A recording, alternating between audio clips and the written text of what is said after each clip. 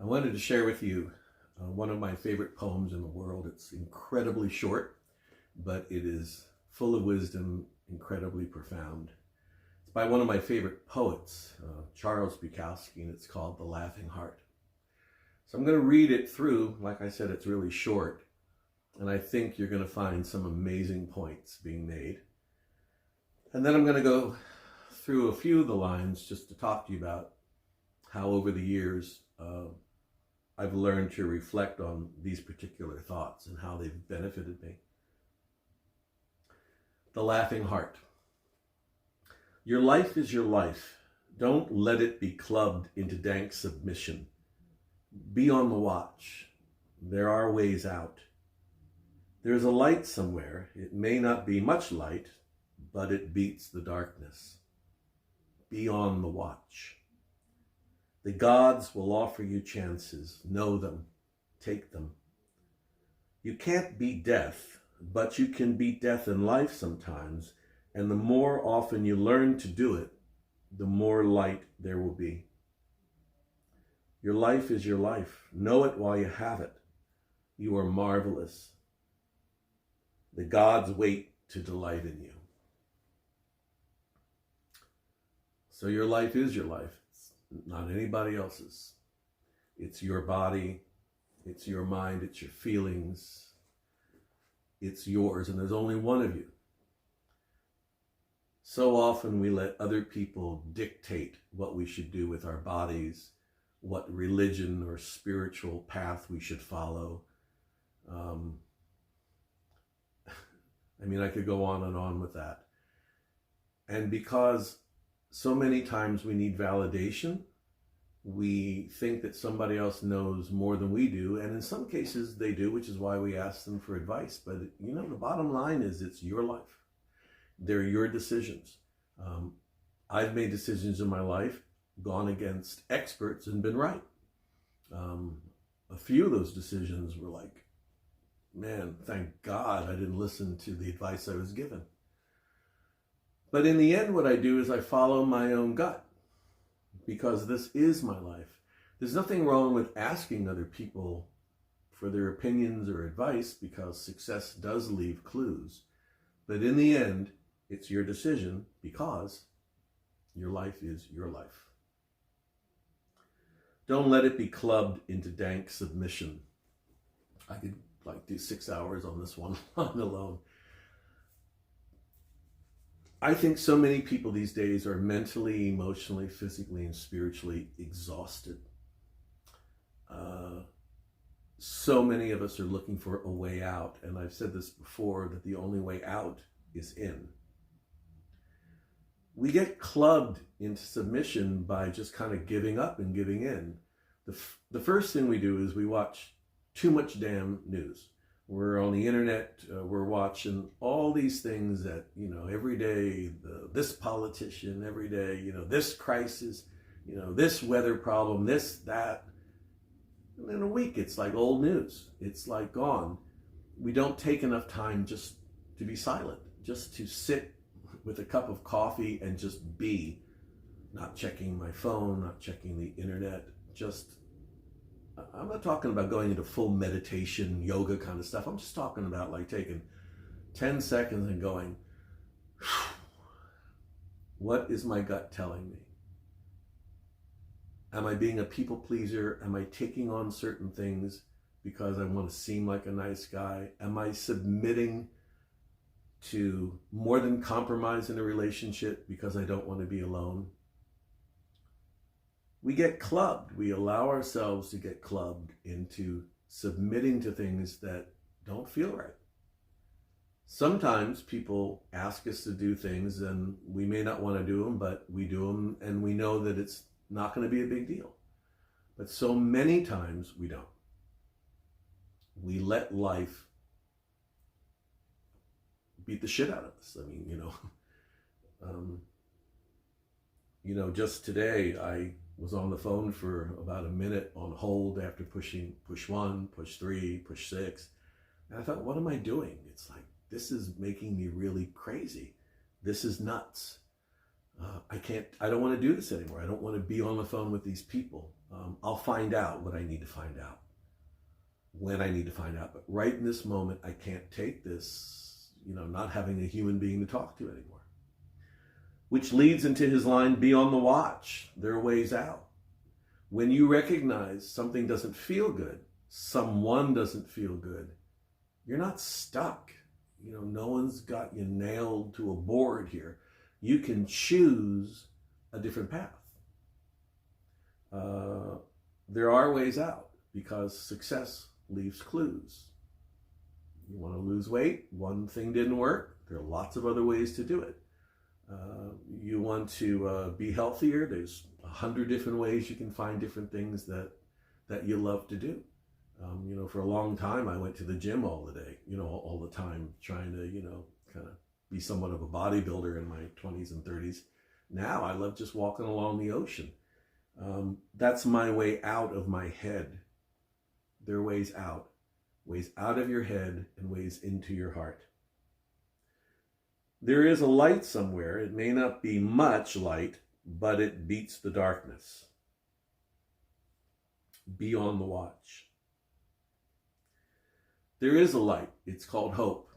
It's called wisdom. It's called silence. And when you turn the light on in a dark room, light dispels the darkness. We're not stuck in darkness. If you can look up, you can get up. Be on the watch. The gods will offer you chances. Know them. Take them. That's all about mindfulness. It's all about being aware that there are opportunities that the universe presents to you all the time. The key, I think, is to stop our minds and quiet our minds long enough to listen to what our inner voice is saying to us. Those are the chances. And when we learn to listen and we learn to understand what's going on in our inner being, then we can take advantage of them. You can't beat death, but you can beat death in life sometimes. And the more often you learn to do it, the more light there will be.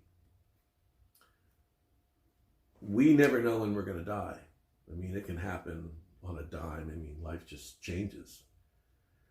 So there's nothing we can do about that, but we can beat this death in life, things like being clubbed into submission, being in relationships where you're lonely, which I think is worse, being in a relationship where you're lonely than being by yourself and being a little lonely.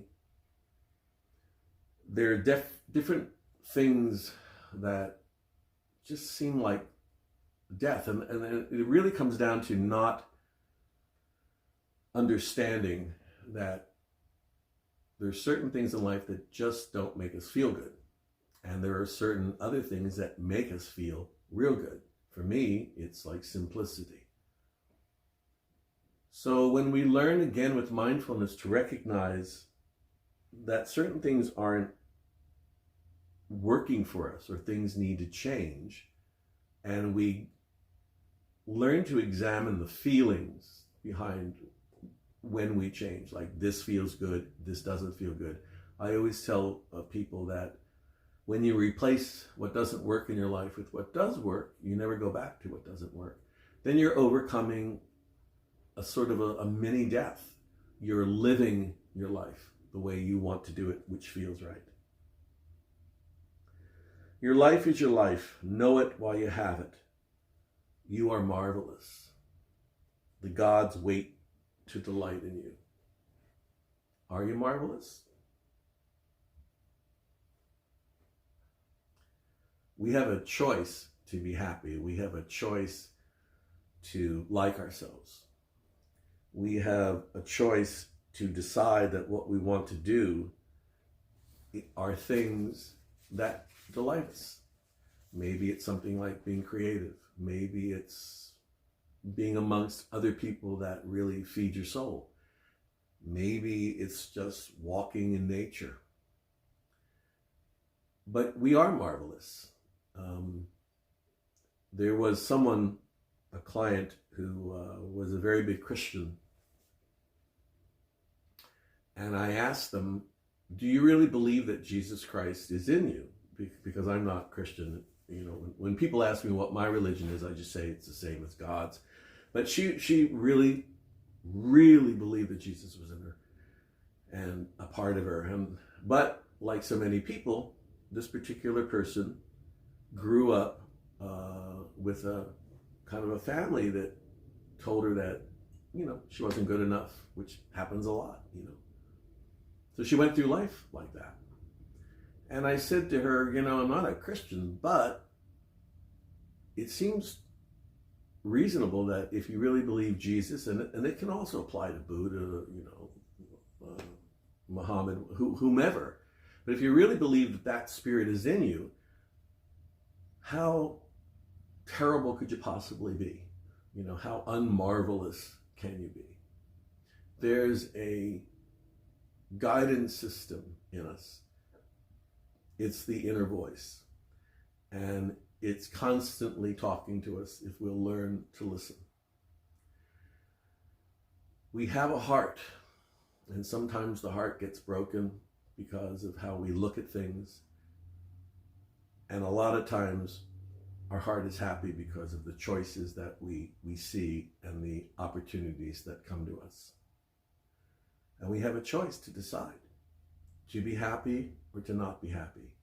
Or sometimes just to be right in the middle, which is okay too. I never get really happy and I never get really, really sad. I kind of float a lot. You know, I don't get unhappy very often, but I know what to do if I start kind of funking out. You know, I'll go for walks, I'll write some music, hang out with my dog, good cup of coffee. So I hope you enjoyed what Charles Bukowski wrote about. And I hope that you find for yourself the laughing heart and realize that nobody gets it right. Nobody gets it perfect. Everybody has one day after the next to look at things differently. But life moves along like a river. And that poem, row your boat ashore, you know, row, row, row your boat gently down the stream. Merrily, merrily, merrily, life is but a dream. That's the whole thing, man. Row your boat in your life gently, you know, don't clobber yourself, don't get clubbed. Merrily, merrily, merrily, be happy, because life is just a dream. That's something you learn in nursery school, and you forget as you get older. And then when you get to the certain age where you're ready to go, a lot of people think back and they say, there's a lot of truth in that little nursery rhyme.